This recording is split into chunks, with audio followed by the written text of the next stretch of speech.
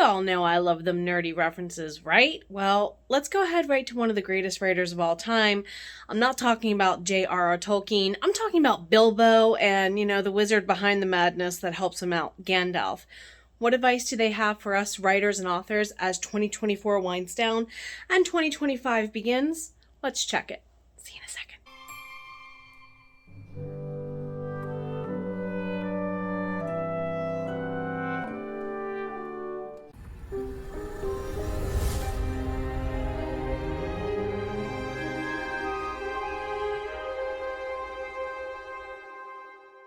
Welcome on back, everybody. My name is Jenna O'Malley. I am your soul writer, author of sci-fi fantasy with dashes of romance, and we are leaning into the nerdy references today. Welcome on in. It is so good to see you. We are on our next to last Vlogmas. You have this one today, and I think one more tomorrow, and then we're officially winding down 2025 or 2024 on New Year's Eve with an automatic writing live stream. So check that out. 6 p.m. And then, of course, on New Year's Day, 6 p.m., we're going to do some heart breathing sprints to kick off the new year on both sides of the clock. So, how are you doing? How's your holidays been? Vlogmas this year is actually going to happen. I'm shocked. Despite all the tech gremlins and interruptions and delays with the move and the mental health, it's happening.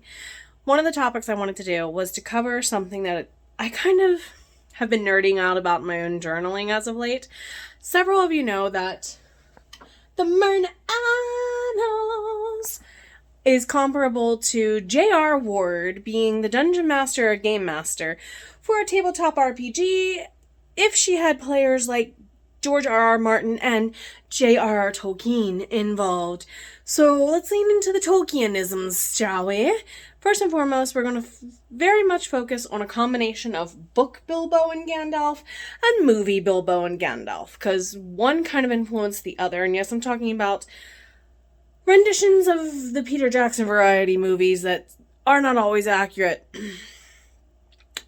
Legolas, how dare you betray me as my house elf and go and have a romance in the movies that doesn't exist in the books. Anyway, so one of the first conversations that often comes to mind when you mention Gandalf and Bilbo is going to be Gandalf saying, and gonna, read my cheat sheet, so forgive me for reading, but the world is not in your books and in your maps. It's out there. And of course, Bilbo responds with, but I just can't go running off. I have all of these things to take care of.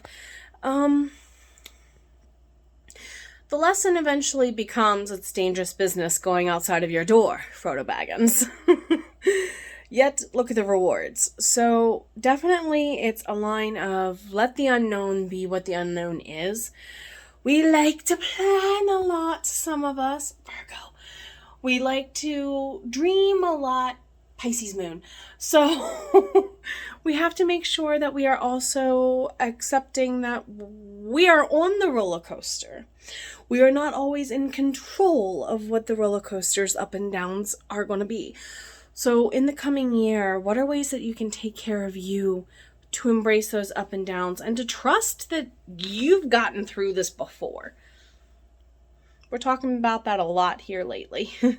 We just did a vlog on it. I'm doing an automatic writing workshop on it.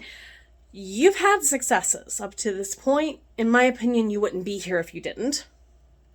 So let's get you familiar with repeat performance on the success end then, shall we? And you got to be adaptable to do that. All things Bilbo had to face and lessons that he didn't exactly get right Frodo faced in Lord of the Rings, right? Right. All we have to decide is what to do with the time we're given is kind of a lesson that Gandalf also goes on to give in Lord of the Rings, and it's very true. How much of the time are we given as authors spent worrying about things that in 5 years probably will not matter? How often are we rude to ourselves when we shouldn't be? Remember what I said the other day? Gandalf kind of has a really long, almost immortal-like existence. He understands that sometimes you gotta face the music, even though you really don't want to, because you can't outrun it forever. And that is definitely something that when Gandalf shows up, other characters have to realize that is a part of their lesson along the way. Kind of comes with his territory. Looking at you, Aragorn, Legolas, and Gimli. You probably wouldn't have met your best friend if it weren't for Gandalf. Anyway. And then there's another quote from Hobbit Bilbo about hearing the songs of battles. We write so many battles, especially if you do the whole fantasy sci-fi-esque thing like I do, romance or not attached. We write so many battles, so many conflicts, or else you wouldn't have a plot for anything, right? And Bilbo questions whether or not he wants out of the frying pan. Something a friend of my husband's reminded me of years ago was, yeah, but what if staying in the frying pan a little bit longer is the solution? And what if you're really not going to be in there much longer to get out and be done and over with and through the thing to begin with? Thank you very much, Bilbo. We ultimately, as authors who have to exist in this realm, probably do know what it means when Bilbo says, I miss my armchair, I miss my books. Your books can't exist without you. You are home for your characters. What can you do to take care of your home? Hobbits take supremely good care, most of the time, of their home because they love the comforts of life to be there when they get home. You can go there and back again. You can challenge the mountain and deal with the dwarves and face the dragon. Bring home a cool sword that you hang on to. Why, you don't know. Oh, wait, someone else you know might need it later. What are the lessons that you have learned the last year that are preparing you to take on new lessons? 'Cause you're rocking it every day, my friend.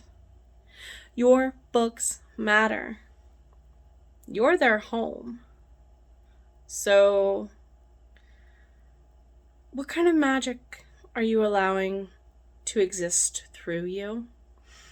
And what are you doing to take care of this human existence, this body, this vessel, this vehicle, this totally epic, awesome person, a friend of mine, to be a little bit better tomorrow than you were today? Because that is a measure of success too. Your voice matters. Dang it. Last Vlogmas vlog coming up soon.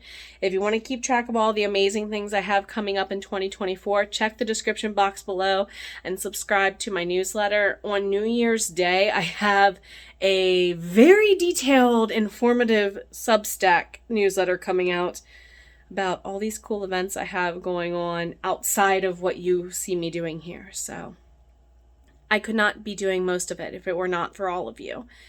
Thank you for being here. You matter, now and always, and so does your voice.